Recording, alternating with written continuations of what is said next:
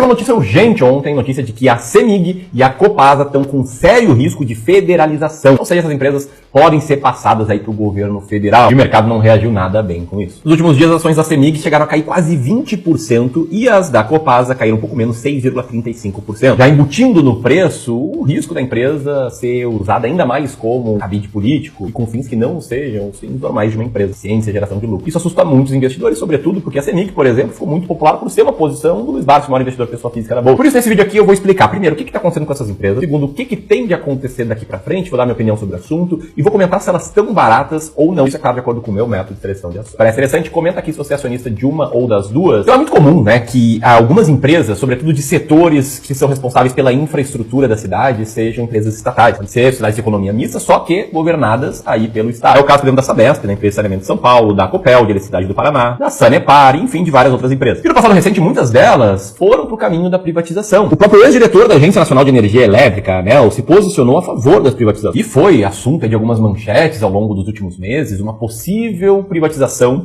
da CEMIG e da Copasa. Aliás, num plano proposto pelo próprio governador de Minas, né, o Zema. Só que aí ontem o mercado foi surpreendido com um risco que não estava no radar, ou poucas pessoas citavam, que era o risco de federalização. Para que você entenda, tá? A federalização é quando você vende parte da empresa para a União. Nesse caso, a parte controlada pelo Estado de Minas passa a ser controlada pela União. Em outras palavras, tira da competência aí do governo, no caso aqui, a figura do governador Zema, e passa para a competência da União, no caso aqui, a figura do presidente Lula. E a federalização ela surgiu no radar porque Minas está com as contas bem fragilizadas. O Estado de Minas está quase pedindo recuperação fiscal ao governo federal para evitar aí o colapso das suas contas públicas. Pra você ter uma noção de grandeza, a dívida atual é de 160 bilhões, algo que é insustentável e faz com que o governo tenha que apertar o cinto, cortar gasto e se desfazer de parte dos seus ativos. E pra você ter noção, né, a recuperação fiscal é um plano que visa começar a quitar a dívida do Estado daqui a 9 anos. E aí o Senado foi contra e está buscando outras formas de fazer essa negociação. E aí o Zema, né, que é um político de caráter mais liberal, ser super transparente aqui, é uma linha de pensamento que eu me identifico, tomou essa decisão, participou dessa negociata, indo contra, né, os conceitos do liberalismo empregados por ele mesmo. E se uma forma de sanar as contas públicas é vender ativos, é muito melhor, ele sabe muito bem disso, vender para iniciativa privada do que repassar para a União. Mas aí entra toda a questão da politicagem, né, toda aquela realidade lá de Brasília que vocês aqui conhecem muito bem. E para contexto, tá, essa proposta de federalização, ela partiu do Rodrigo Pacheco, que é o atual presidente do Senado, que tem grande interesse em disputar o governo de Minas nas eleições de 2026. Então tem muito aí jogo político, jogo de interesses, composição tentando barrar as privatizações, enfim, tem muita coisa aí que nós, investidores aqui, não temos o menor controle, menor capacidade de prever quais vão ser as ações. Mas enfim, com toda essa notícia, como eu mostrei, as ações despencaram, refletindo aí no seu preço agora um risco maior em gerência política. Claro que esse risco já existia, porque já eram empresas governadas pelo Estado, mas não precisa ser um gênio para perceber que quando vai para a União esse risco de ingerência política ele aumenta. Um fator curioso aqui, tá, que essa venda, essa federalização, ela não levantaria tanto dinheiro assim em relação à dívida que o Estado tem. A gente tá falando aqui de algo entre 8 e 15 bilhões de reais, que não é tanto frente à dívida de 160 bilhões. Tem que contar que o Estado de Minas perde parte dos proventos que ele receberia dessas empresas, atrapalhando o plano de reorganizar as contas públicas que vinham se ajustando lentamente de 2019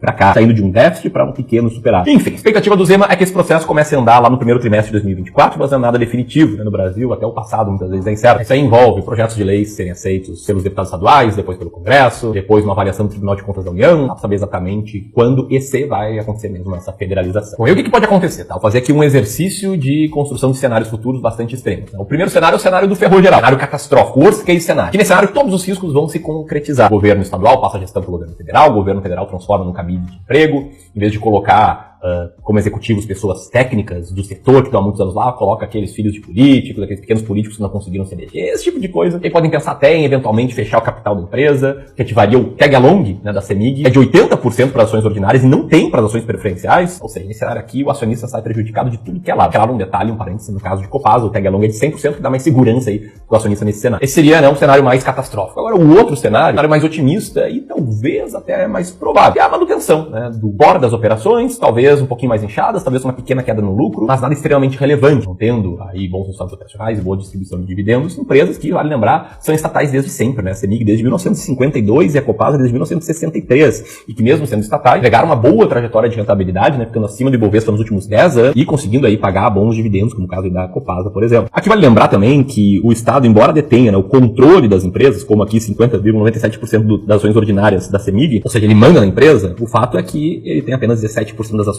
totais dela. No caso da Copasa, só tem ações ordinárias, então o Estado tem, de fato, 50,03% da empresa. O resto aí são dos minoritários. Agora, dito tudo isso, o investidor pode pensar: meu Deus, tá feia a coisa, onde tem fumaça tem fogo. fogo, não gosto desse papo aí de federalização.